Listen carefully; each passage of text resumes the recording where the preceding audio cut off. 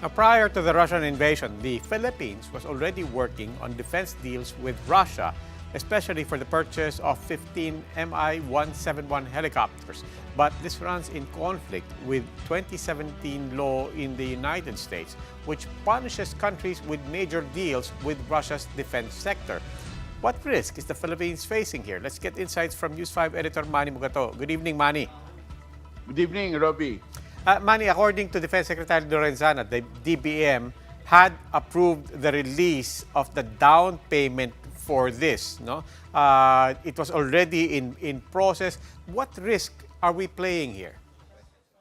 Well, there's a big risk that the U.S. will impose sanctions not only on Russia but on the Philippines for dealing with Russia in getting military equipment. This could endanger the $50 million military aid we get from the United States every year. Okay. Now, in the meantime, in the context of the crisis in Russia and Ukraine, what implications will this deal with Russia have? This will cripple Russia's military equipment export to many countries, especially in Eastern Europe, India. They are the major weapon supplier also in Africa and also in Latin America. So the sanctions imposed by the United States have already hampered negotiations for more military equipment. But the Russian invasion on Ukraine could further stop the inflows of cash, especially in the sales of military equipment, helicopters, ships, planes, and firepower like grenade launcher and rocket-propelled grenades. Manny, just about those helicopters. So we mentioned these are Mi-171 helicopters. As I understand it, these are heavy lift helicopters. What is it about these helicopters? Ano bang usually role niyan and what makes it worth the risk?